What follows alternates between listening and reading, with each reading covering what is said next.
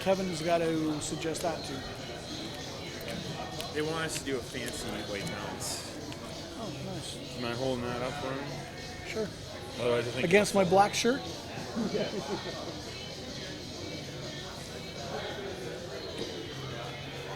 Mom always said I'd be on TV one day. You know what? I spent 21 years on it. It's not that big a deal. At least I'm not holding up numbers. Yeah.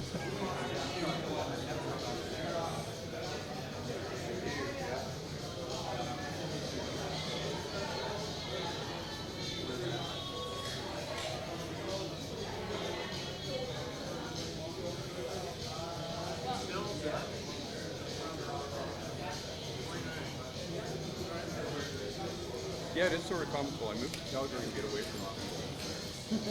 And I'm always around it. Thank you. Yeah, no, I spent 24 years being an idiot with much music, running around the country with camera. I was Speaker's Corner. Oh, okay. Yeah. Before it became a booth. I did the video dance party for like half an hour. Really? That was, I used to be the GM for them for a while. That was their excuse for moving me back out here. That would have been with Murph Buchanan. Well, you're from Edmonton? No, my buddy was Jody. Oh, Who okay. went over the cliff. Yeah. Yeah, well, it's funny because Murph Buchanan, the owner, his son Aaron, and Aaron and I used to work together. Now he's got UBS here in town. Okay. That was back when we were 16. I was working with Jody in the second car accident. Okay.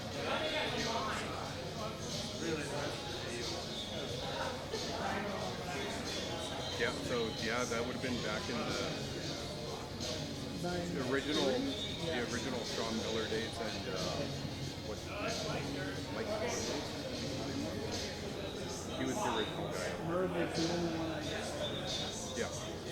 Well, yeah, back in '93, Aaron was only 17 or 18. Okay.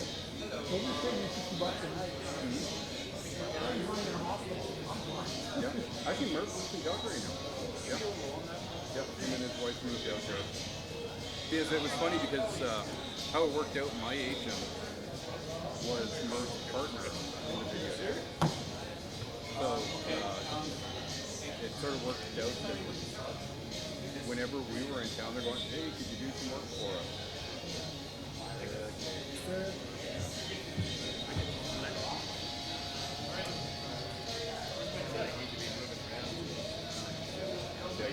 Yeah, there was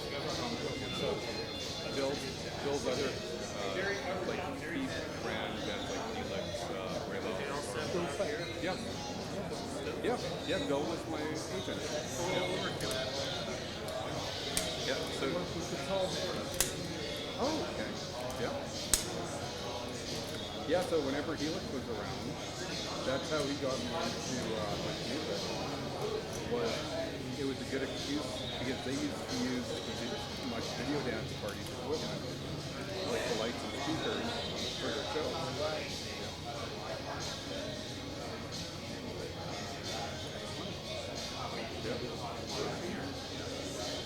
Yeah, then when Bell bought out Chung, we all quit. That's one thing I missed. I don't have a credit card for the bar anymore. Should sometimes. The only rule was don't abuse it. Yeah. Okay.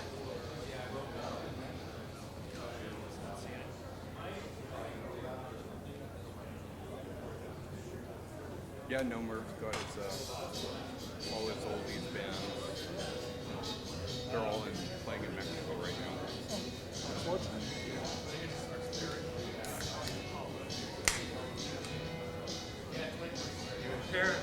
But yeah, no, it's actually the whole Buchanan family here. Yeah, it is a small world.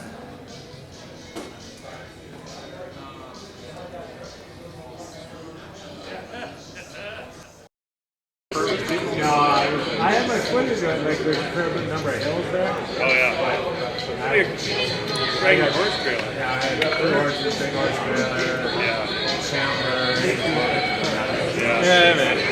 He's kind of a grumpy guy. Actually, you know what? He's been very, very good. Him?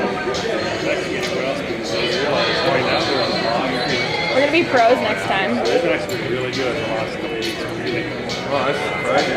Everyone's been very much.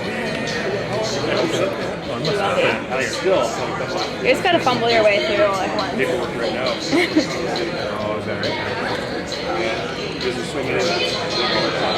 You guys when you called your place too? I got Tom Anderson, Houston City. He's working for Jimmy. I work in Boston. Oh yeah? Yeah, that's right.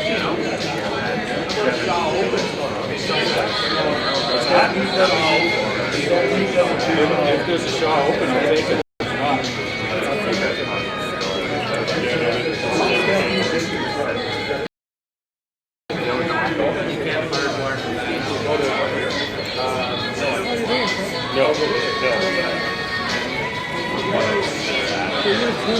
Is this like a full network production? Millions and millions are going to be watching this in the middle of the afternoon.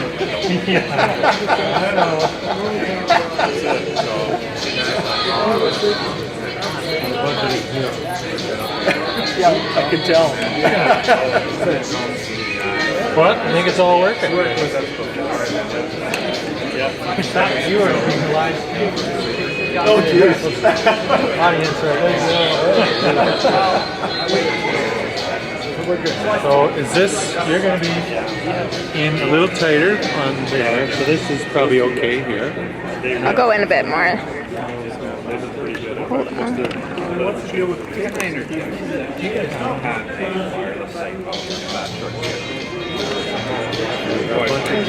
You need to pass every time. Like once you put it in. Hey Ted, can you pretend to be like changing your settings? Just want to see if you're in it. Okay, your head is in it. But if once it's on, But that's not in it. That's not in it.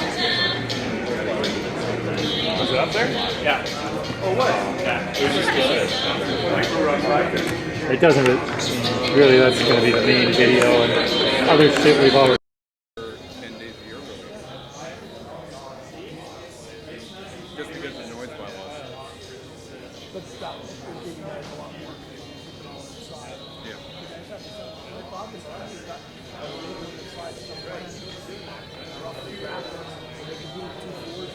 Yeah. And yeah, and you can still do stuff like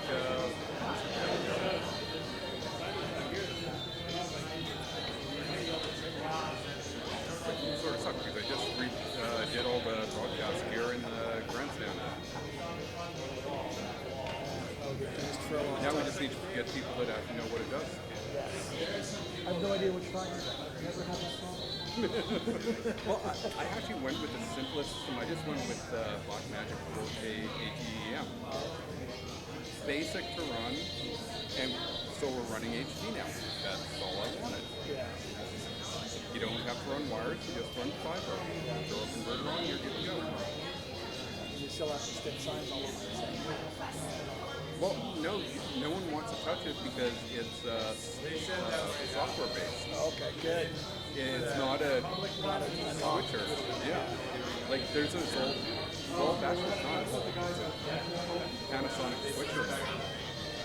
And well, we know how to run that. Well, if you know how to run that, you can run this easy. Yeah. It's like my little Sony Anycast that I finally got from it.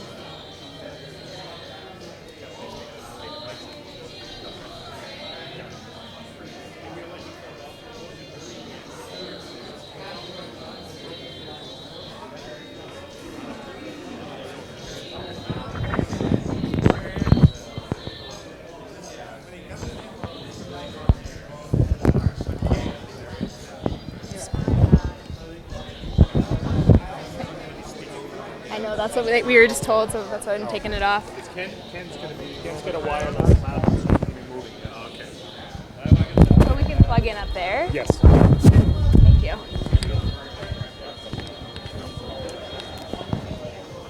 If you've got a plug-in for a DA, there's a DAF call. I don't really know. Did that work? Yes, And then- that'll do it. Yeah, just hooks right in there, plug in through there.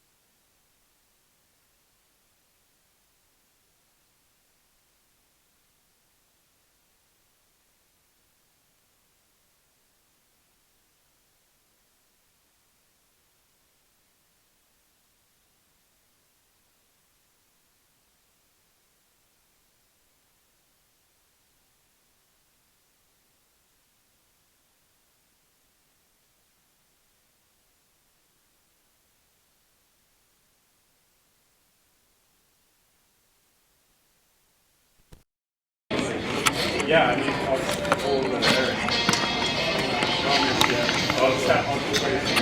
No, I'm just throw the lab on Ken. Yeah.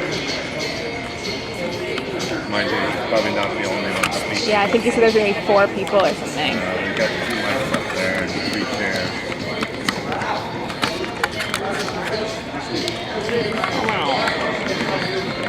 Can you plug? You don't have an XLR for that thing, do you? I do. Because you could take it up and plug in up Except there. it has to be, like, it needs to be a female one. Oh, you need to turn around. Yeah.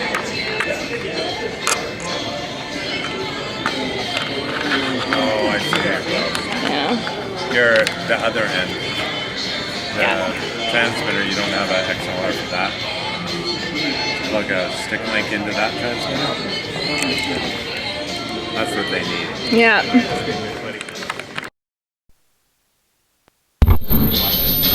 Yeah. Perfect.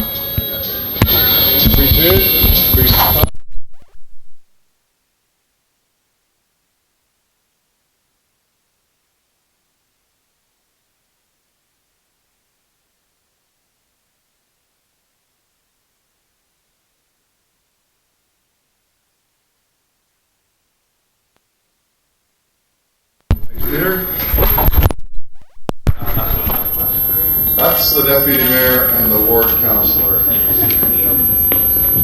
Thank you all for coming here. I know there was some chagrin at the closed notion of the season ticket holder session. I want to pay, in a sense, apologize.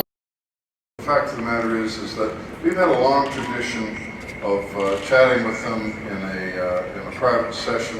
It gives a much better free flow of information and works pretty well. But I do regret that you weren't there. What you are going to see today is a précis of what they saw. We were about 55 minutes today, and we had about 20 minutes worth of questions. And I think it went well. I assume that you have your own views of that based on the conversations and interviews that you may have had. Okay. And what we talked about, and let me digress for just a moment, and actually more formally introduce Evan Woolley, who's the ward councillor for the area of West Village, and the deputy mayor, Dan Colley-Urquhart, who've been working very hard and been very supportive. They and their colleagues were assigned a very difficult chore, and the difficult chore was that we briefed them a long time ago and asked them if they would observe a non-disclosure arrangement. That's tough for a politician to do on any day, but particularly on a subject that has as much public interest as this one does. So I'm grateful to them, and I'm grateful to other people. The reason we were quiet on the subject is not that we wanted to be secretive. The truth is, it's a complex project, and it needs to be understood in its entirety. Bits and pieces of it would not do it justice, and in fact would probably conspire to its detriment. So that was really the whole situation. I am thrilled beyond measure to share it with you and your constituents, and to have shared it with our staff this morning and with 500 of our fans and clients, and many thousands of more people that we intend to share the story with. What the story is Calgary Next, which is a bold new vision for Calgary. The question is simple. Is this good for Calgary, and is this good for Calgarians? If at the end of our other sessions, and if at the end of this session, we can come to an affirmative answer, what we will accomplish is that we'll get to the starting line of a very difficult, a very arduous process to bring this home and to bring it to fruition.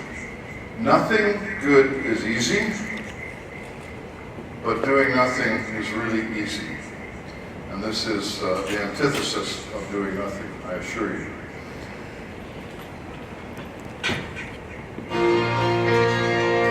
What will be our legacy? How will we be defined? Will they say we reached beyond the possible and created new and exciting landscapes? Will we be known as the city that was progressive, courageous, visionary? The city that created a sense of awe and wonder. That redefined the way people worked, played, and loved. That brought new meaning to art and culture. The city that saw obstacles as opportunities and inspired an entire community to achieve amazing things. And although our future is still unwritten, our story yet to be told, we have a belief. A belief that we have the leadership, drive, and vision to be world class. That we will have our place in history. Because our legacy is what we make of it. And it begins now.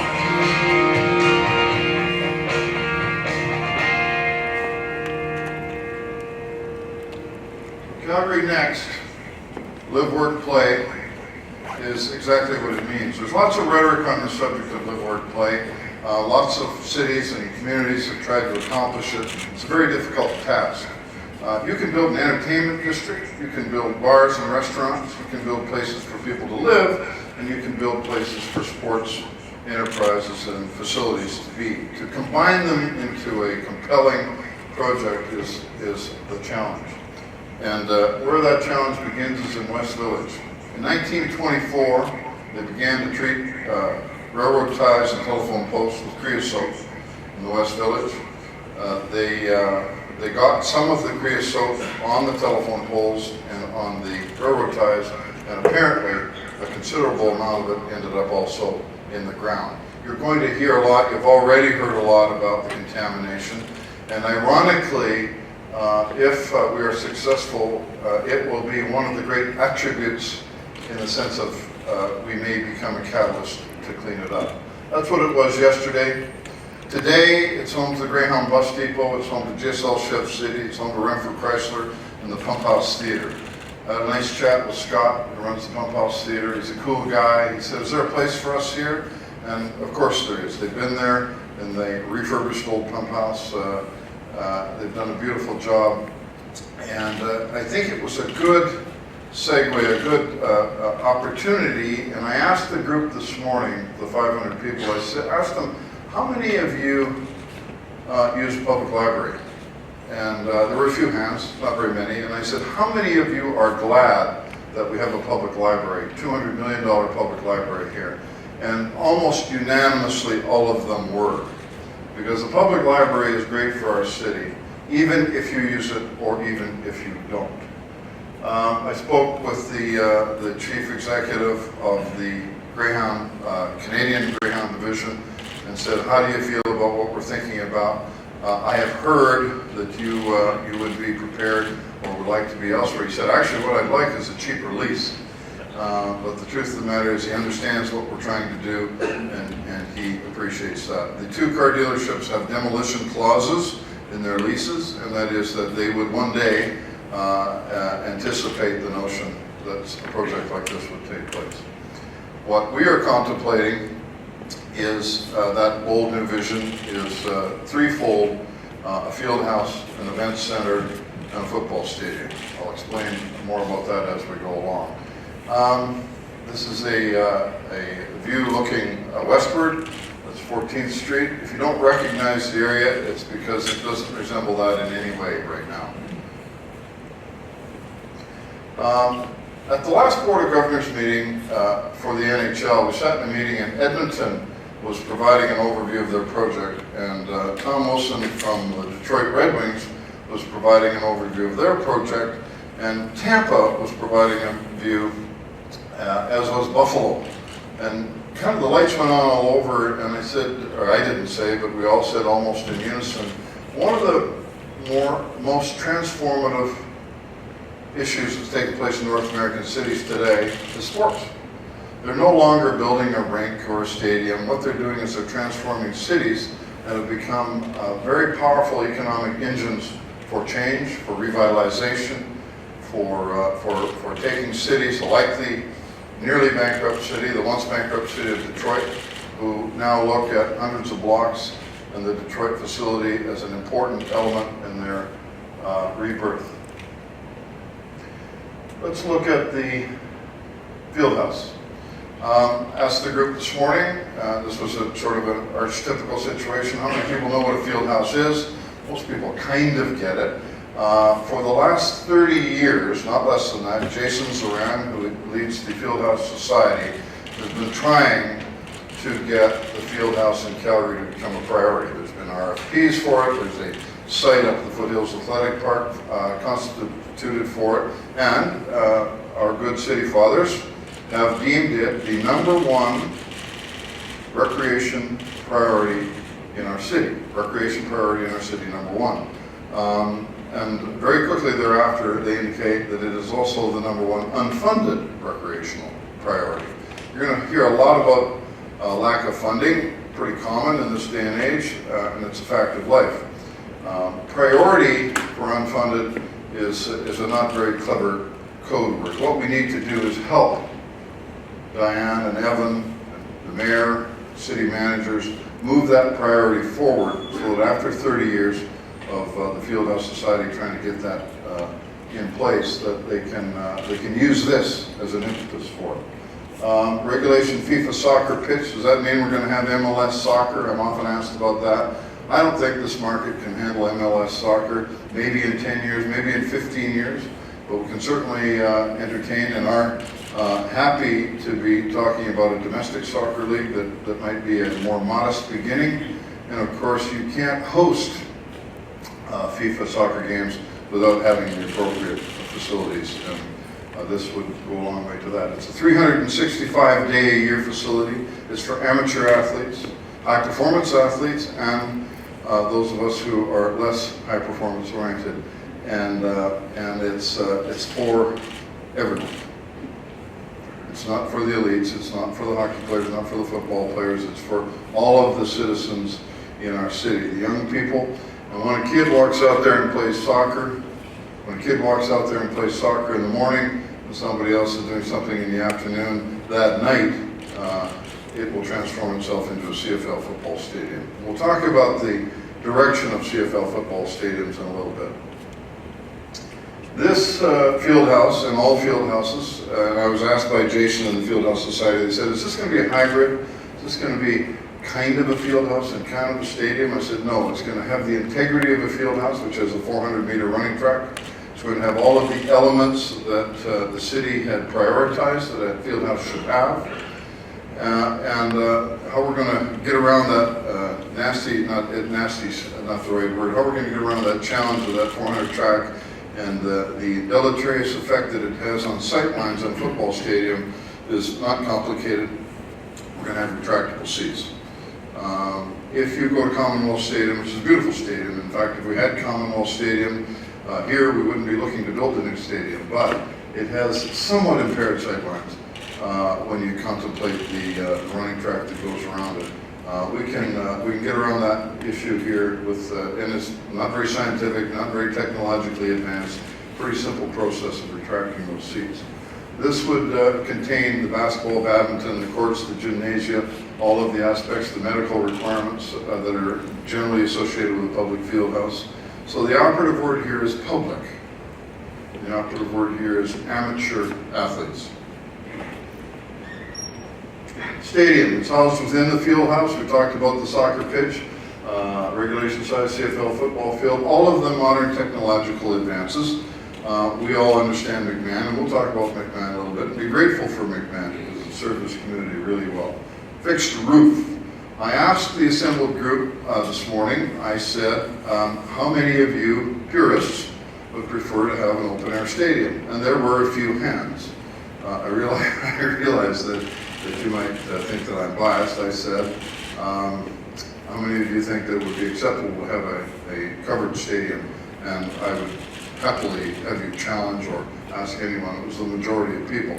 Ask the same group over at McMahon Stadium, and I intend to ask everybody else that we see if a covered stadium is a usable and beneficial situation for CFL football stadium. It would appear in the early stretches that it is very positively received.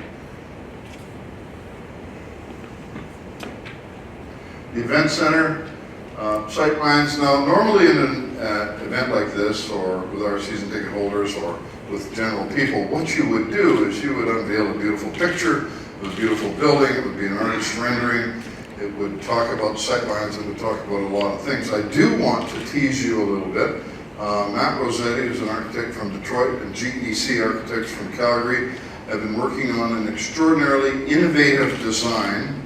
It has never been built in the world. There's one being contemplated for Europe. I'm not going to show it to you today because it is continuing under design, but I'm happy and dying to show it to you when we do. This is about the project. This isn't about pretty pictures and bars and food concessions. This is about getting a project launched, and then we can talk a little bit more about the other issues. But restaurants, concessions, appointed facilities, home to the Flames, the Edmund, the Roughnecks, and other issues that are otherwise, other opportunities that don't come here. Now, do you build an event center so Madonna can come here? Poor Madonna, she's the one that gets picked on the most, it would seem. I have no animus toward Madonna, I don't know her. But she and those major acts go elsewhere. Does that really matter? Well, it does from a tourism standpoint, it does from an economic development standpoint, it does from a purely economic standpoint in terms of operating a building. And it's not really about her, of course, it's about the number of events that start to migrate away. Do you build a new building for that purpose? No.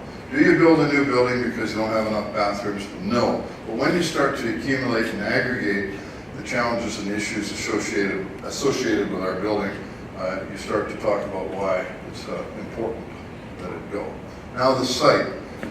If you, like me, listened to radio this morning, you may have heard an expert. His name was Larry, talking about 2 Olympic swimming pools full of creosote. That is, in his view, an estimate of what's contaminating this area.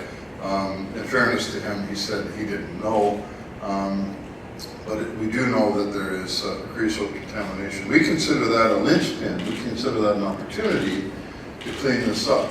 You're going to want to know who pays, and we'll talk about that in due course here as well. But the schematic here, just for your edification, the epicenter of the creosote contamination is actually right here.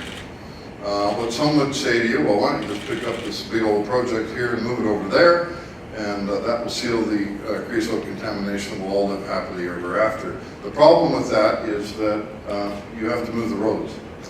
That one of the challenges with West Village, why it hasn't been dealt with before now, and we're talking about decades, is that it's about, at one point, estimated to be about $400 million to move that road. To twin it, you get no real advantage. You do open up some of the riverbank, that is fair and accurate to say, but having the road system the way it is affords us a great luxury. We have access and egress from both sides, and please remember, this is an integrated building. This is not an arena sitting beside a field house, sitting beside a stadium. Integrated means that it has all shared services. It even means that when we construct it, which will be about a 3-year build period, that you can't phase it. You can't build one and then the other and then the other. It is fully integrated, and as a consequence, needs to be built in one.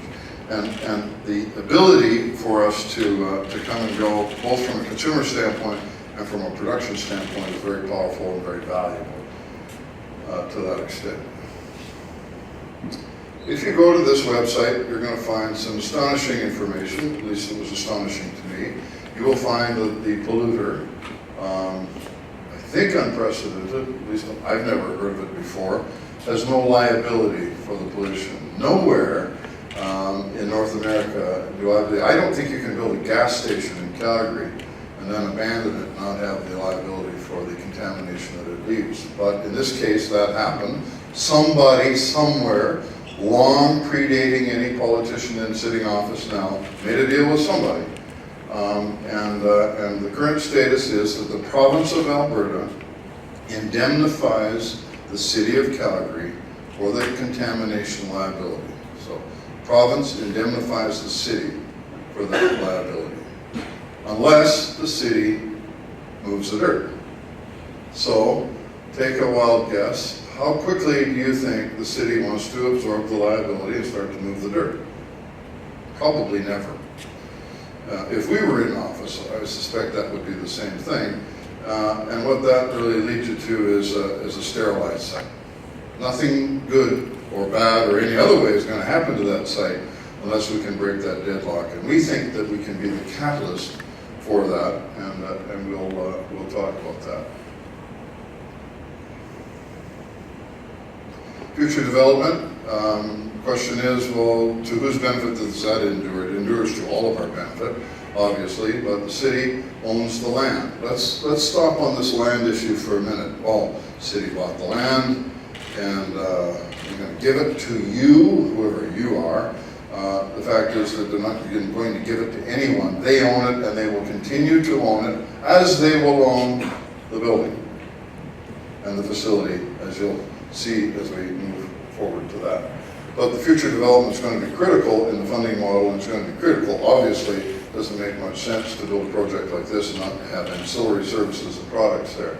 Those ancillary services and products are not the Red Mile. They're not a row of bars and restaurants. We know one thing about Calgary: when you put a whole bunch of bars and a whole bunch of restaurants together, generally speaking, it causes a problem. And people generally don't want to live there. So when we talk about live, work, play, the people that work for us, the people that will be employed in downtown and elsewhere, need to be in an environment that's conducive to work. They can play, there'll be restaurants, and there'll be bars, they can go enjoy themselves, but that won't be the feature of it. And what probably most importantly is that they can live. They can live there and raise their children there, they can play there, and they can work there. When you build this is the ultimate byproduct. And this is hotels, this is condominiums, this is commercial office towers, this is residential opportunities, this is a restaurant, this is a bar, this is a beautiful completion and connection to the balance of our city. This is 10th Avenue. 10th Avenue actually isn't even zoned for that kind of construction at this point. We have positive activity that would be associated with that area.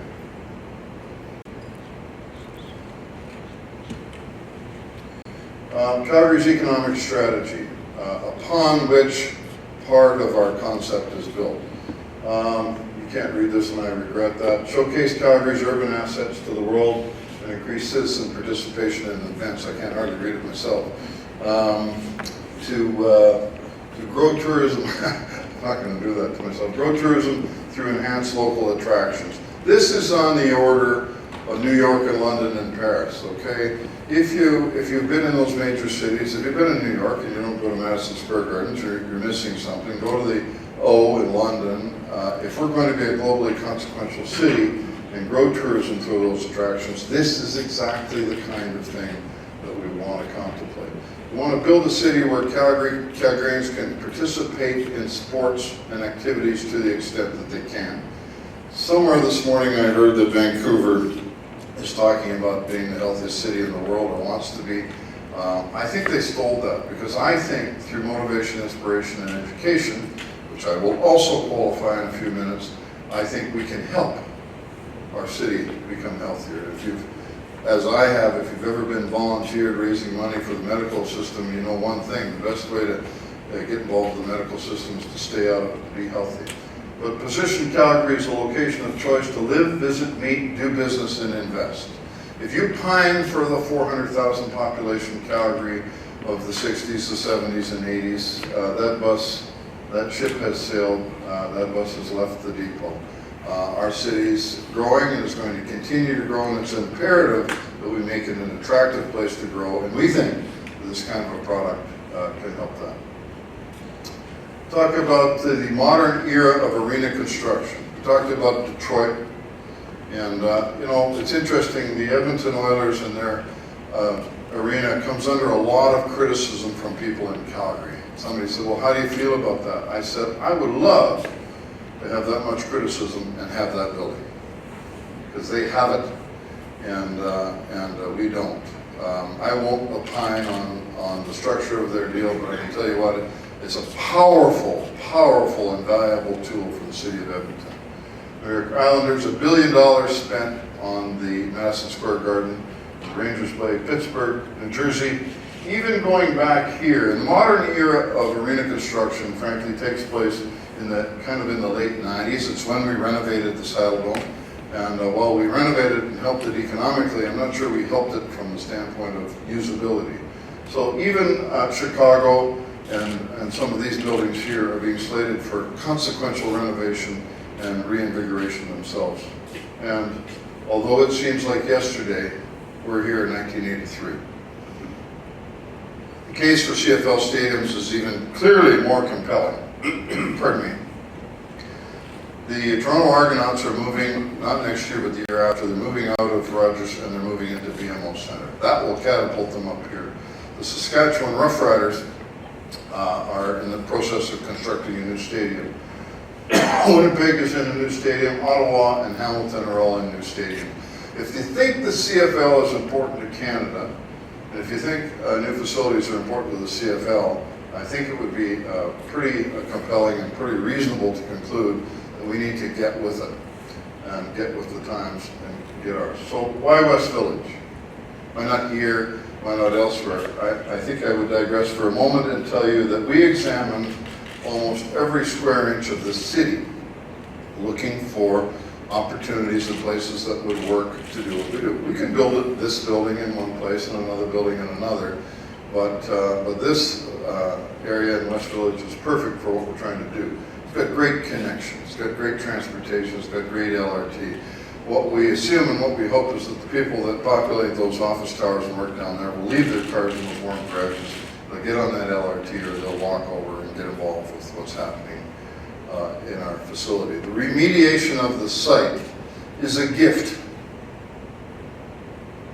This site is not going to get cleaned up unless there's a catalyst, unless there is a group that are prepared to broker an arrangement between the three levels of government and densification. So let's talk about those government levels here. By the way, CMLC, of which the president, Mike Brown, is here, if you want to talk to Mike. Mike is host, president of CMLC, who maybe have one of the finest executions of a CRL-driven project in the case of East Village. East Village was a former site of pretty much urban blight and is now a very vibrant, unbelievable aspect of the east side of our downtown city core. That's a tribute to Mike and his board of directors and the city fathers and the city managers and the people and the councilors and the politicians who helped drive that dream. This is the bookend to East Village. We want to take the city of Calgary, the provincial government, and the federal government. We want to get them in a room, and we want to understand that under the current situation, nobody is going to deal with this remediation.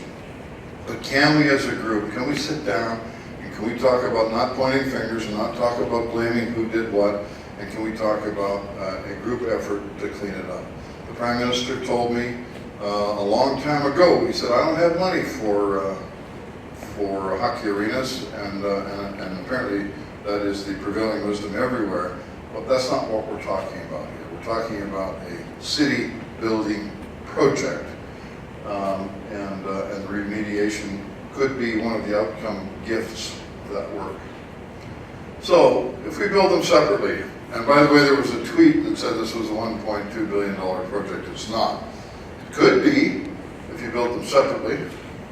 2 million square feet and $1.2 billion.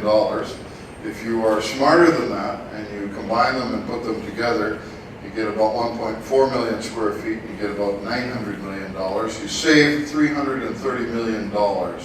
You don't have to drive to the Fieldhouse and then to the stadium and then to the event center. You're going one place to combine all of your efforts, and we think it's an extraordinarily unique and powerful opportunity.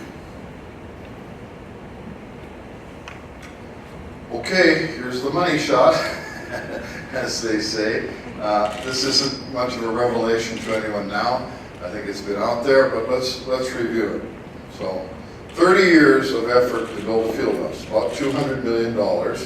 Yes, that's taxpayers' money, and yes, we think that there's a compelling and good reason. I go back to the library. You don't have to love or need a Fieldhouse to appreciate and respect that it should be built. $250 million ticket tax. The group that was filled this room this morning, I said, that's your money. How do you feel about that? It's not public money, that's their money. Anybody that uses this facility. Something south of 10%. We have a ticket tax now, but it doesn't accrue to us. So how do you feel about that? Do you want to invest in this project yourself in that way? And they were good. Don't take my word for it, ask them. Now, if you go and ask them if they want to pay more for their tickets, I'm pretty sure they're going to tell you that they don't. But the fact of the matter is they are an aspect and an element of this that's powerful and important. $250 million community revitalization levy. I'm going to deal with that in a second. Here's the one that is unprecedented, and here's the one that you will have to work hard to find anywhere in North America, and that is private equity in a public building. $200 million in owner's equity. That is the Flames owners, Murray Edwards and Alvin Libben, Clay Riddell, Jeff McKay, and Alan Markin, and their 6 minority partners in the Stampeders. Now, public building, private money, how does that work? Remember the land discussion? The reason there isn't a land debate or discussion is because it does belong to the city, and it's going to continue to belong to the city. The building is a city asset, just like the Calgary Saddledome is a city asset. It will belong to the city as well. And that's about $900 million. Now somebody tweeted or said, well, gee, that's $700 million in taxpayers' money. Well, I suppose if you wanted to skew it, we think this is user pay. We think that is owner pay. And we think that that is taxpayers' money. And this community revitalization levy, and by now you've researched it, you know what a CRL is. It drove beneficially the development of East Village. It is driving tremendously beneficially the Edmonton Ice District. Is that what they call it? Ice something. And it is a portion, not all, a portion of the tax proceeds for a limited period of time of the development that will take place as a consequence of this being. So, no project, no development, no tax proceeds. So, depending on how you wish to characterize that, what we would suggest is that that portion, once it is frankly paid off, the surplus and the additional proceeds after that will accrue for a lifetime of this city. We think we're actually creating tax, not spending. Valuable land paid forward. What happens, the emerging issues, and we're going to kind of sum up here in a little bit about emerging issues, but what happens to the saddle dome? This is one concept, one idea. This is an undemised floor, which the engineers tell me can happen and can be put in the middle of the saddle dome. What it provides, undemised meaning no walls, what it provides is exhibition and trade space that is desperately and sorely needed in our city.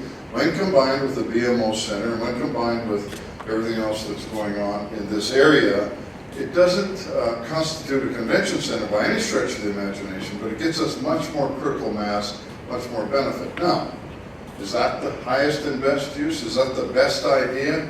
I don't know the answer to that question, but it is an idea, and we care deeply about the Calgary Stampede, and we would like to work with them to come up with a good solution for that.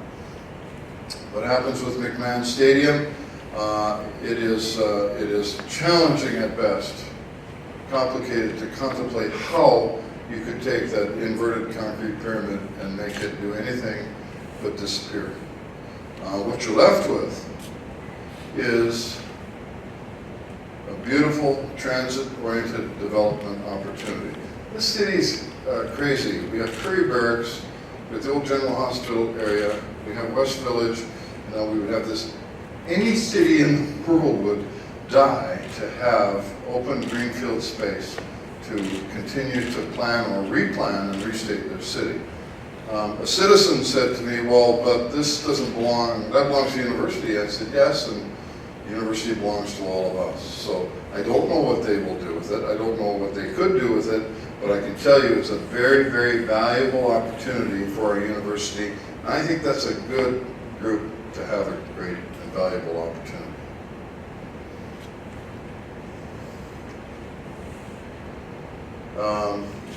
That is simply a schematic of what could be. Getting the attention of the world. Remember that 400,000 population little town that Chip has sailed? If you don't think it's valuable and important to be a global city, then you probably wouldn't be a proponent of this. We think it is, and most people that live here do as well.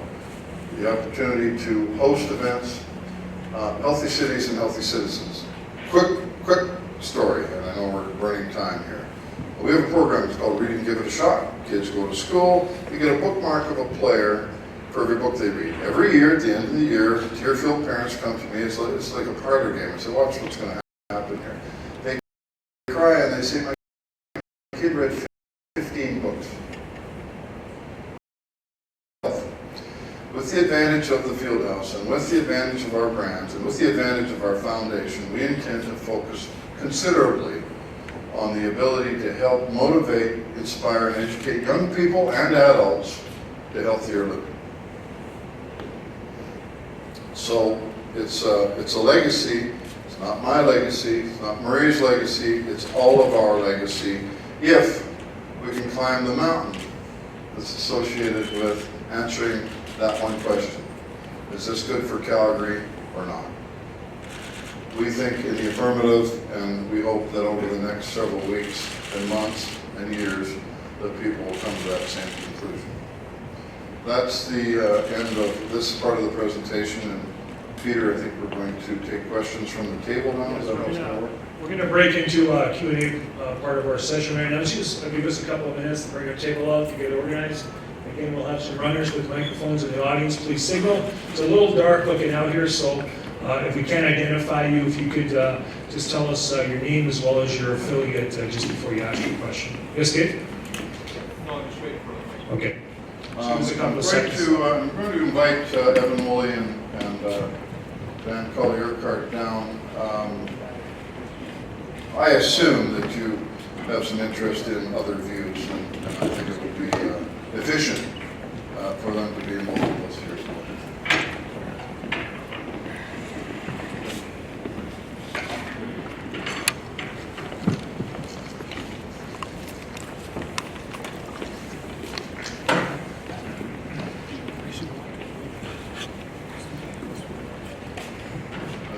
Peter, I need to worry about this mic and that mic. Should we just slide that over for? Gentlemen, would you mind just moving more TV center instead of stage center? That would help some of us out. Rush, you okay with that? Thank you. Thanks, Jerry. Appreciate it. It was Darren's idea. Blame Darren. Okay, Tyson, let's start right down there, please.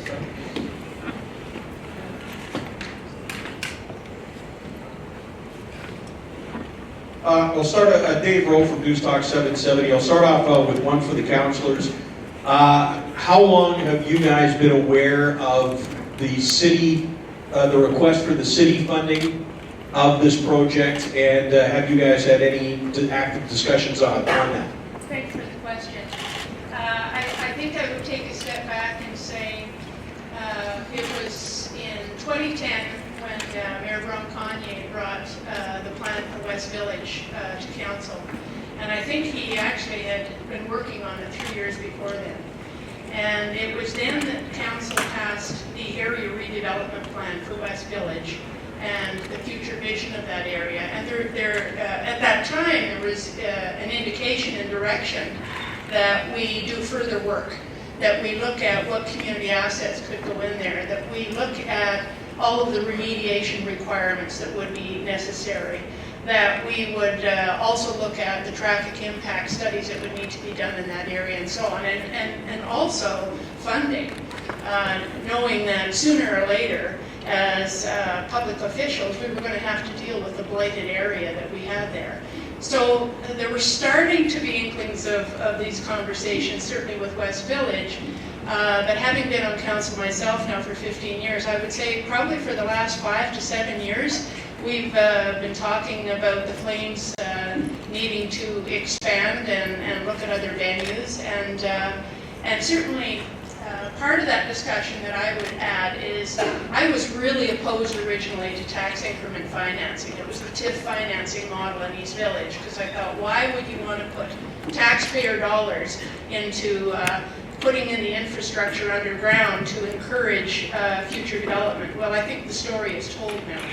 How that has evolved into the CRL, and we see that those taxes certainly will go into that area and continue to see the growth that we're seeing in East Village. So we absolutely, in my view, would not have been ready to entertain anything like this using a CRL model in West Village had we not seen the success that we have seen in East Village to this point in time. Thanks. Ken, just a couple of quick ones for you. Do you have a timeline for when you need to have a funding deal and a remediation deal done so you can get a realistic timeline so you can get shovels in the ground to start the 3-year build? The build is 3 years, which you've acknowledged. At a gallop, if we were to cut the ribbon on a project like this in 5 years, I think we would be very, very happy. I'm not sure that's particularly ambitious, but it's certainly somewhat ambitious. Okay, just a quick follow is, if the answer comes back, no, there's no way to make this project work, have you even thought of a plan B? Nope. I would just jump in on part of your question. With East Village, we hadn't done a land assembly. We have done a land assembly in West Village, and I guess I would turn it over to Councillor Woolley. When you look at all the development, the West LRT, and all that's happening with those communities around there, and how ready your communities are to engage in this sort of thing. Yeah, I mean, just quickly, I've said that if the developer wants to build a duplex in a community, there's a process that he has to go through to engage a neighborhood, whatever the size of the project. Very obviously, this is a much bigger project, and I know that my communities are excited for this conversation. I brought the Community Association presidents here today. This has been a piece of land that has been an eyesore in the middle of these communities for a long, long time, and I know that they're keen. There's a lot of questions that is begged, but obviously the first vision I've ever seen that's concrete. Matt has a question at the far end. We'll come back to Mr. Beard right after. Okay, this question is it's David Dormer from the Calgary Next. Question for Mr. King.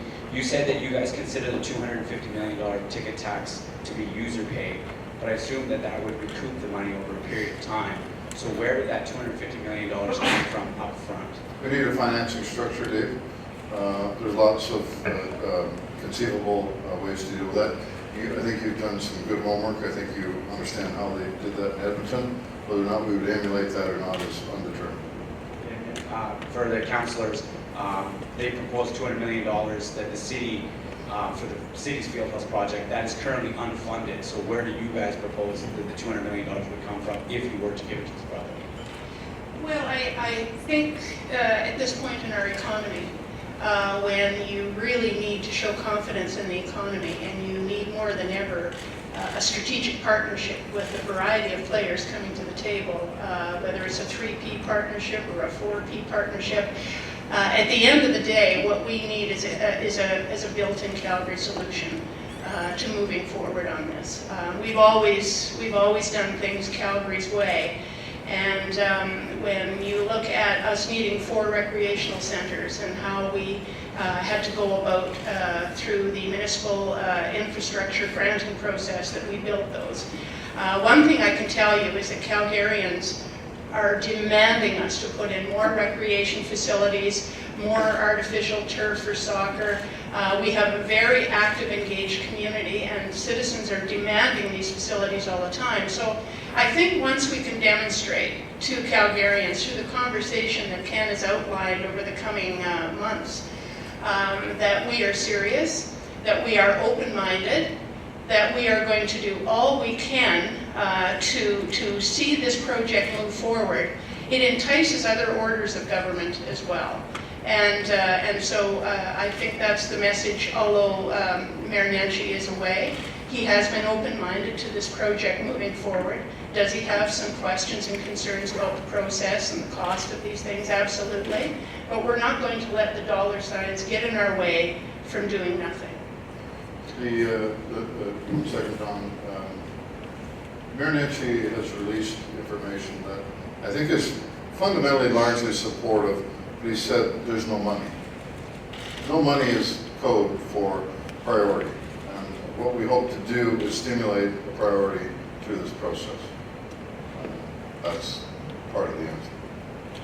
The Flames propose to take any direct responsibility for the creosote problem along with the orders of government. The province recently said basically we don't want anything to do with it, which was a bit of a shocker. So would the team, would the company take some direct responsibility in a financial way for that cleanup? I don't know the answer to that, Don. What's happening now, Mike and CMLC, Mike Brown and President CMLC, are hiring a consultant. I just came back from Minnesota, which ironically has a number of brownfield sites that are identical to this. Our consultant in Minnesota tells us that this is far less complicated and far less costly, possibly. But we need to do some more work and some research on this. So I could better answer that question, and now that we're public, we can better answer that question once we understand the absolute depth and gravity of the creosote sector. We don't know if it's 50 million or 300 million. There's lots of hyperbole out there about what it could be. what we really need to do is sit down and find out. No surprise to me that the province or anyone else doesn't want to get their hands dirty. But somebody's got to get their hands dirty here pretty quick. And we think that we can be a catalyst for that. Before the next question, I was remiss, I see Alderman Giancarlo here. I apologize for not recognizing you as well. Just to maybe, at the current moment, the province is liable for this problem until the city touches it. The province is liable for it, and so that's kind of why it's in the position that it is right now, is that nobody wants to touch it. But I think in the partnership that we have with the Calgary Municipal Land Corporation, as many of you know, it's one of the outstanding models in North America of being successful. In their strategic model, they decided that they wanted to start looking at West Village themselves and the opportunities that presented to our city. What that entailed is that they wanted to dig a little deeper around the remediation requirements, and they brought their strategic plan to council early this year and told us that they were going to hire consultants to start working and looking at the magnitude of the problem. So I think we need to be really careful about throwing numbers around. None of us really know. But we have a fiduciary responsibility as citizens and those that care about this city to start getting on with looking at that work that needs to be done. It's astonishing to me that it has languished as long as it has, without much attention from anybody. So worst case scenario, it's going to get lots of attention, and hopefully it will get cleaned up. Mark Stephen? Yeah, Ken, Mark Stephen from News Talk 770.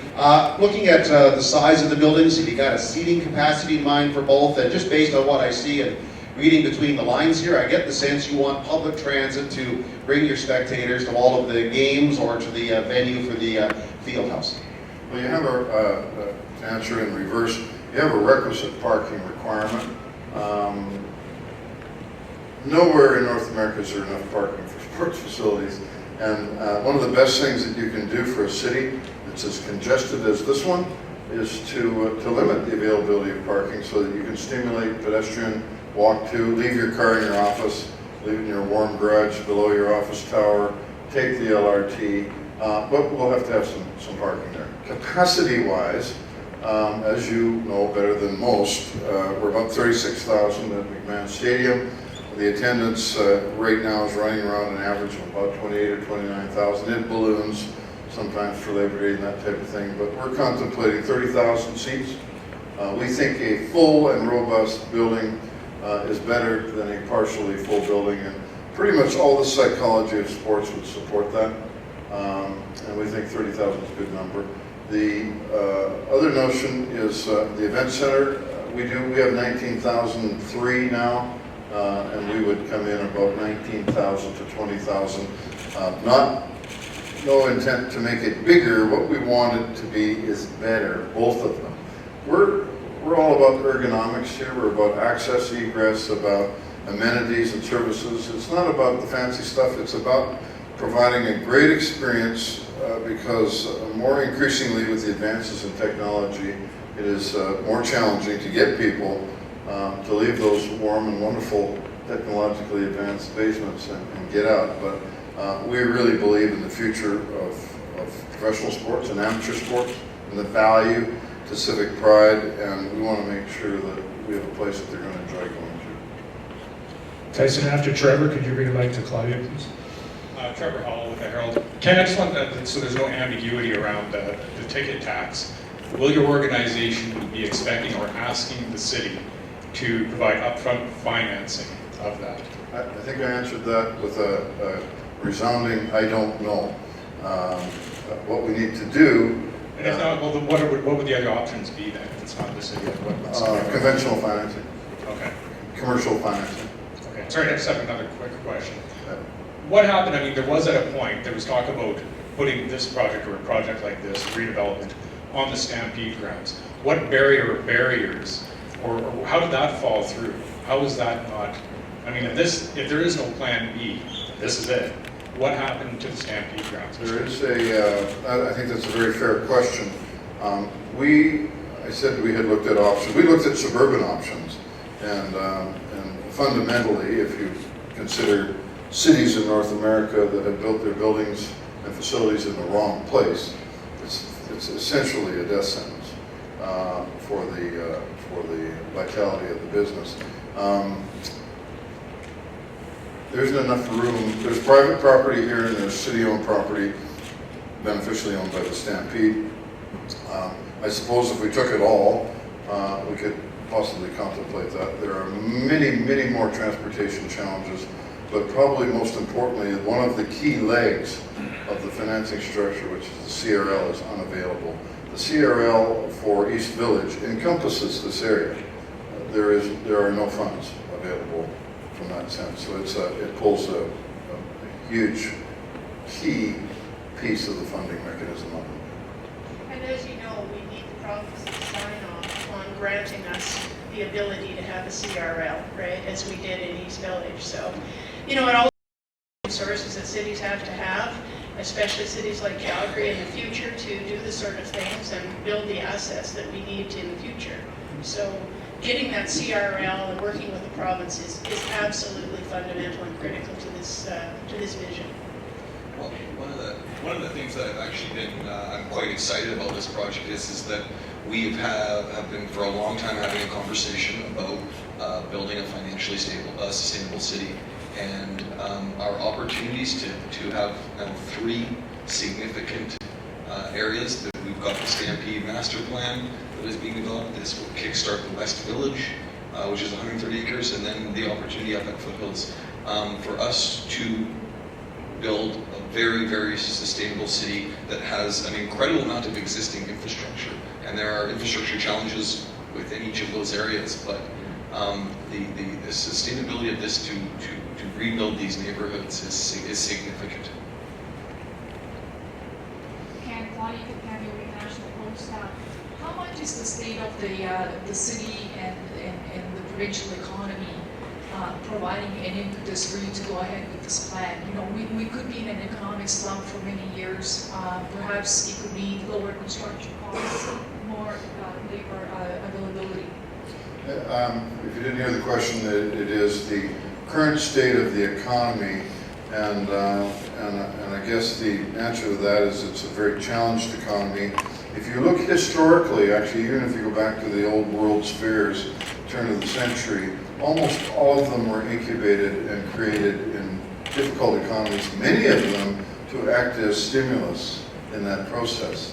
I hope long before we're digging holes in the ground to build this beautiful project that we're coming out of the slump that we're in now, but if we aren't, this will be a great benefit, and if we are, it will be a great topping on the recovering economy. So I think it conspires beneficially trades, jobs, steel, concrete, engineers, architects, planners. I think $1 billion project, give or take. And the ancillary project, the ancillary development could be on the order of $1 or $2 billion as well. So I think it's just what the economy needs in Calgary right now. I would add that and I'll repeat myself again, but at this particular time, with the economy the way it is and the downward turn that we're seeing, we want to come out of this much sooner, if possible, in any way that we can. And having people like these philanthropists, like this vision, stepping forward at a time like this, really provides a lot of confidence in the city and the economy and where we're going, and even in diversifying our economy. So the timing is very good for us to have this conversation over the next coming months. Brown, CTV. What work have you done, or has GEC done in examining this parcel of land for flood resiliency? Sorry, please. What work has the architect done, or have you done in examining this parcel of land for being resilient to future flooding? It is out of the flood zone. In fact, we're right in the center of the flood zone here. If you go back to the Great Flood of 2013, regrettably, which we all have burned indelibly in our minds, this area did not flood. On the flood maps, the research will demonstrate that it is out of the flood area. It's adjacent to the river, but it's a much better situated than we are here. The truth of the matter is that across the river in Hillhurst it did flood, but not in this area. So I'm not sure anyone knows where the water will rise to and go to, but we're pretty comfortable, pretty confident. We're a vast improvement over what we have here, and we're actually moving to safe ground. But actually, to that point as well, flooding, there's a water table underneath there, and what is providing some of the impetus for myself anyway, and I know many people, is that the flood did cause some challenges with the creosote that is sitting in the ground there. So if anything, our proneness to floods should create an impetus for us to deal with this environmental problem here. Jock Wilson, followed by Eric Francis. Hey Ken, Diane, Evan, a couple of things, if you just clarify for me. With the creosote plant, the way you pointed it out, looked like it was where the Fieldhouse Stadium was. I thought it was more down by, I'm going to give some car dealerships a plug here. I thought it was more by Renfrew Chrysler. It is more by the... No, Jock, I may have misled you. I said if we moved it, we could put it on top there. It's actually right at the corner of the center of the contamination is right about here. Right about there, okay. That's so what I thought. You're correct in where it is, and that's where I pointed out. Okay, sounds good. The other one is, we know about the Greyhound station, we know about GSL Shut City. There's a Mercedes-Benz dealership in there. I told her I was going to give car dealers a plug. Does the city own that land too, or is that land? No, they don't. So would that have to be purchased? Mercedes-Benz dealership, or is that? No, it doesn't. The city-owned land, what we contemplated is all city-owned land, and that is on the perimeter. This doesn't go to Milwaukee Stadium. The Mercedes, at least I believe my information is correct, but we don't stretch that far out. West Village proper does include Milwaukee, and I think one of the conversations that I've been having is that this will impact a larger area outside of that, and so we do need to take into account all those. But I think you're right, for the proper project being proposed here.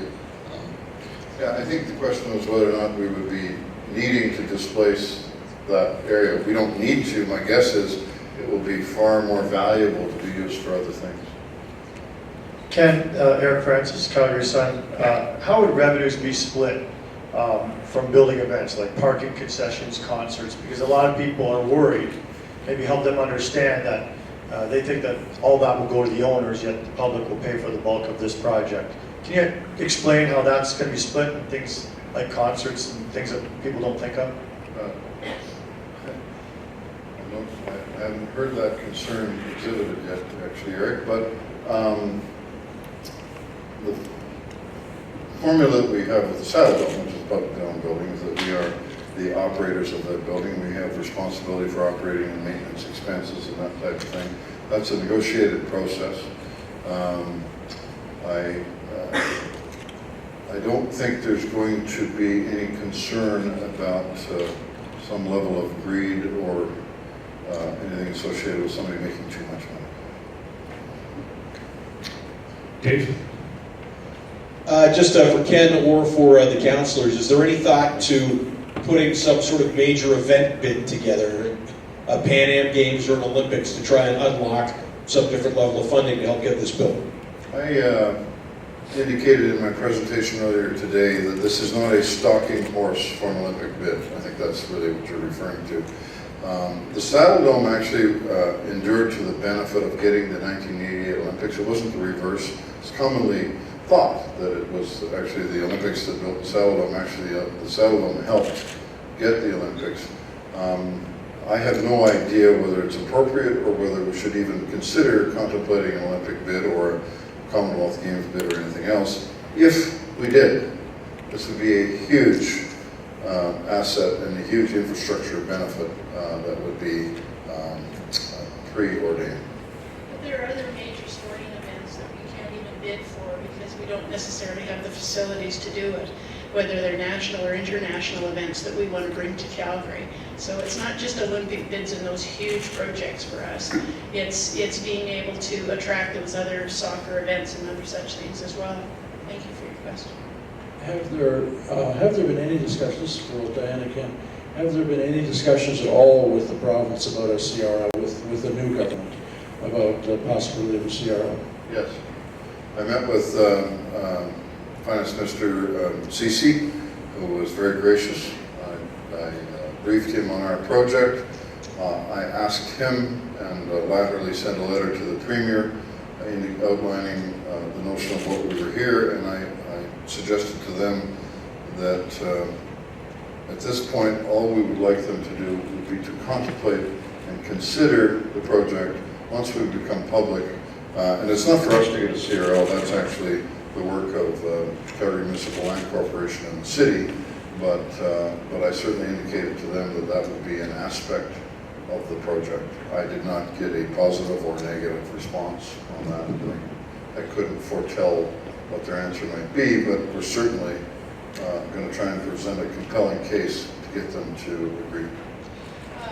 What I would say is that we really, really appreciate Premier Notley and her being open-minded to see what all this is about, and so that's, you know, at least you can get to the starting gate when people have an open mind to learn all the facts about what's before us. So we work very closely with Premier Notley as a council and with Mayor Nancy on a number of issues, and so we see that continuing. Have you actually raised the issue with her or with the government from the city's perspective? And Ken says the Flames have. We have had nothing before us until today that would trigger that sort of a conversation. The $200 million, the Fieldhouse, I mean, that's an unfunded project. So Diane or Evan, what's the plan? I mean, going forward now, what's the next step to get the money for that? Or could the city use money from its reserve funds, or? Well, what I would say was it's taken us the last year to 18 months to get our act together, to have an ERIPS list and a CRIPS list. And what that means is that we've gone through a lot of due diligence in prioritizing our capital projects for the city, whether they're cultural projects or recreation projects, whether they're roads, interchanges. So we've gone through a really rigorous process in prioritizing that list, and this Fieldhouse is absolutely top of the list. It's not the only project that's unfunded, so we desperately need a new agreement with the MSI, the Municipal Infrastructure Grants from the province, and I think that's part of it. Part of it is the city charter and the city of Calgary being able to have other revenue sources so we can build the sort of city that we all dream of. I believe you have two questions in that area. Maybe you could move down to this end, please. Hi, Annalise with the Calgary Herald. Just wondering, in terms of repurposing the Saddle Dome, who would pay for that, and what work or planning has gone into the repurposing of the Saddle Dome? Well, I think before we understood who would pay for it, we'd have to understand whether or not it's even something that should be done. So like the creosote, like the other aspects of the project, which is why I've always characterized this, what I said at the outset, nothing good is easy. We need to find out what it can be used for. In Edmonton, KPMG did a significant study on the repurposing or decommissioning of Northlands Coliseum, or what is called Rexall Coliseum, I think. I think there needs to be lots of work done to determine what you could do, and then we need to look at and see who would pay for doing it. Ostensibly, if we're smart and it's repurposed, we should do something that can cause it to be sustainable economically itself. That will be another conversation that we have with Calgarians. I sit on the Calgary Stampede board, have so for the last several years, and that is a city-owned facility. We have a master plan of the Calgary Stampede that is very ambitious and very exciting as well. But Ken, I know that you've met with the leadership of the Calgary Stampede, and we're all willing to sort of work together to answer questions such as that. The emerging issues, if you capsulize them, are the CRL, the creosote contamination with or goes to Saddle Dome and the impact on the Calgary Stampede and obviously other funding issues. But we need to get busy to try and resolve them. And the only way we're going to do that is create more questions than answers to begin with, and then try and work together to get some answers. Kristen from the Calgary Herald, right here again. Just wanted to ask about the design. I don't know how in depth you thought about the design of the arena specifically, but obviously the Saddle Dome has an iconic quality to it. Is it, or do you want to adhere to that, or change, or do something totally different? We probably, I think, are not going to build the son or daughter of the Saddle Dome. We're not going to clone it. There's an interesting challenge when you build beside the river in the city, and frankly it goes back decades and decades, and it's a shadowing requirement. The reason that these look like they're leaning down and the development is going down to the river is purposeful. You cannot cast a shadow on the river. The boat tower experienced, I think, 2 floors being taken off in order to accommodate that requirement. We thought it was for the fish. Actually, what it's for is for people, in order that they can use the riverbanks in the full value of our great sunlight here. The roof of the, and I'm sorry because I've given several presentations, but I don't know if I addressed this in our comments, but the roof of the stadium Fieldhouse, we would like to look at it being translucent. We went to Minnesota. If you go to the Great Nordic ship that they're building there for the Minnesota Vikings, half of it is a zinc roof and half of it is a membrane roof that you can see the sky and the sun and the clouds.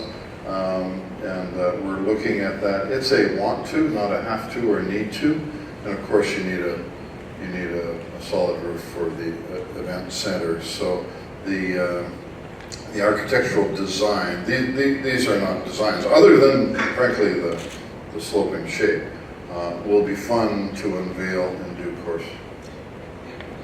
Interestingly enough, I was in New York and I had the opportunity to meet with Snowhead, with the architects for our public library, and they designed the Golden State Warriors in San Francisco. And it was interesting how they talked about how the design of buildings and how they're designing these stadiums is quite incredible, and how they're making them way more health related, and that we've come a long way even since the mid-90s in terms of designing that. I'm hopeful we'll be integral to this project. That's the fun part. Yeah. We have to get past the hard part to get to the fun part. Tarfin, I'm with CBC. Just wondering, the mayor released a statement just a few minutes ago, basically saying that while he finds the proposal intriguing, that his position remains the Fieldhouse is a priority, but there's no money. The remediation is, needed, but there's no money. So just wondering what your thoughts are on his response to that. We need to find the money. We need to create a sufficiently compelling case that all Calgarians and Southern Albertans will look at this and say, you know what, this is something that we think should happen. And when people decide that things should happen, it's astonishing how funds can be discovered thereafter. Yeah, I would say I'm familiar with the mayor's release, having reviewed it this morning. And it's sort of sad in a way when we have to keep saying we have no money to do some amazing things. And so I think that's one of the reasons that the mayor has been a key player in working with Premier Notley, and we finally have a lot of optimism that the city charter will actually become a reality. But we don't build great cities by saying we have no money. And so we will, it is a reality, it's a tough question. There are a lot of tough questions around this vision. But I think we're all determined and open-minded enough that we want to find solutions in order to build this vision. Take a couple more questions. We'll start with Charlie. Sure, this question's for Diane or Evan. Well, 2 kind of questions actually. The first one would be, do either of you have any reservations about the city providing upfront financing for the ticket tax? And I guess the other question for all 3 would be, what are the next steps? Like, could you lay out what the next steps would be to get this completed? Well, I think one of the first steps that Councillor will be looking at is bringing together the community leaders and a consultation and having them in the front row seat right at the get-go is what you were saying. Yeah, so with the ticket tax piece, I'm not sure yet. I don't know. With regards to the next steps for me, I have initiated discussions with the 5 surrounding communities, that is Shaganappi, which is one stop west, Scarborough, Sinalta, the Beltline, and Downtown West. I think it's, I was loath to have communities fighting amongst themselves, and what we're really trying to do is to bring everybody together around the table to have very constructive conversations about the incredible opportunities that this project could bring to the neighborhood, as well as some of the real and significant challenges and hurdles that are in front of us. I can tell you from our 3 or 4 meetings as a group now, they have been incredibly positive, very constructive, and I know they were here this morning for the presentation and are keen to continue engaging. This would have been a pretty short vision and a pretty short discussion and I was so grateful in briefing the councillors and the mayor, city managers and other stakeholders. It would have been a pretty short question if I said, can I see your bank balance and can you show me where the cash is in order for us to determine whether or not we should proceed with this. It doesn't, it doesn't work that way. It's not simple. Nothing good is simple or easy. If we can demonstrate the value, I think you've heard other councillors say that there has to be a demonstrable public benefit. We think there is. You and your colleagues and others are going to help shape the view of people on that. You'll do that thoughtfully and objectively, and we will do it aggressively and assertively. And the beautiful part for me and our organization is that we have nothing to hide here. We have nothing to demur. When our owners came forward with a considerable piece of private equity and indicated that they were prepared to put it into a public building, I said that's a massive leap up for us in our ability to do this. I think we all know the answer to that cheap and easy question. Taxpayers pay for hockey arenas. It's almost become a rhetorical question. That's not what this discussion is about. But there is no jurisdiction, no community, no city, North America, that's sitting on a bunch of cash waiting for some nice people to come along and ask if they can use it for their project. You divine, you design, you create, you innovate, you look at opportunities to create a vision that has the kind of value that then city managers and councillors and politicians at all levels and all levels of government can embrace and say, you know what, we believe in this. And we think we're going to try and find a way to make it happen. That's how it works. And I think that's one of the things that Mayor Nancy emphasized as well was that he's grateful and very, very pleased that this philanthropic group of Calgarians have stepped forward with this kind of an investment in really wanting to take this to the next step. So we're very pleased with that. Wes Robertson, I believe, without absence of any other hands, will be the last question to Mr. Beard. Can you just shed a little bit of light on, when you have the oldest NHL, or not the oldest, but one of the oldest NHL arenas, and when you become the oldest CFL venue, what both your fans and your professional athletes are, for lack of a better term, kind of missing out on? Well, you don't replace things because they're old. You replace things because they're not efficient and they're not functional and they're not doing the job that they were originally designed and intended to do. And in a competitive environment, competitive landscape, there's been a noted absence of discussion about recruiting football players or recruiting hockey players. Because frankly, that's a fringe benefit and that's a side benefit.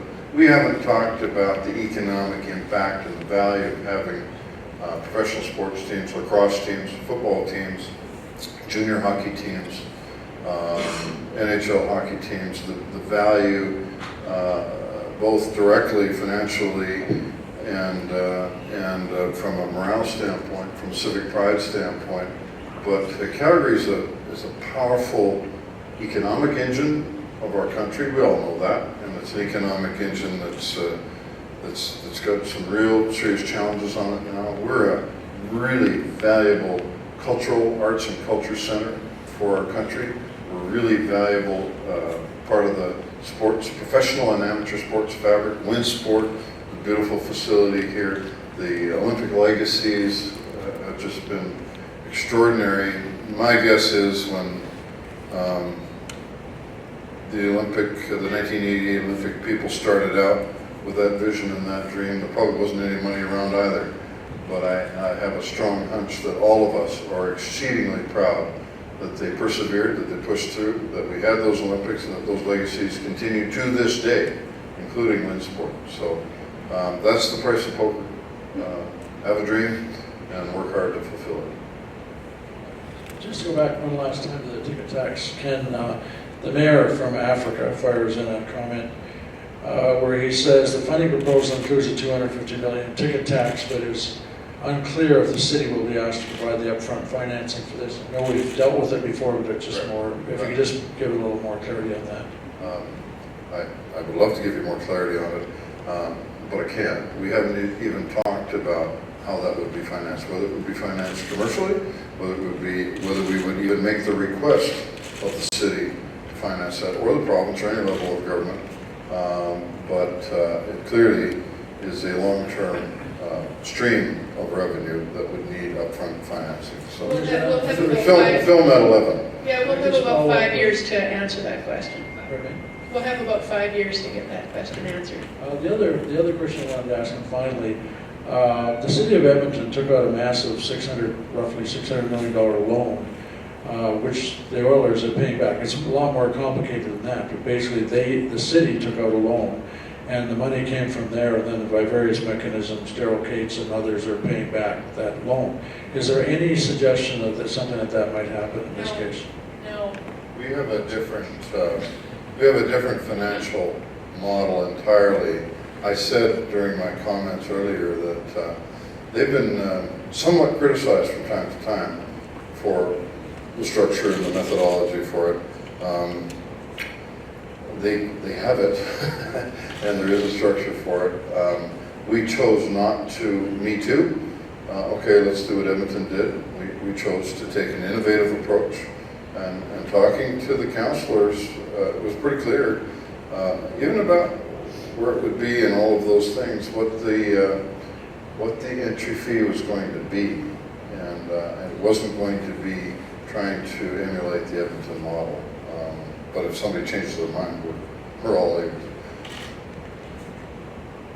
So on that, we will conclude. Thank you very much for joining us this afternoon. Over the next couple of days, we do have some more sessions with Mr. King and various stakeholders.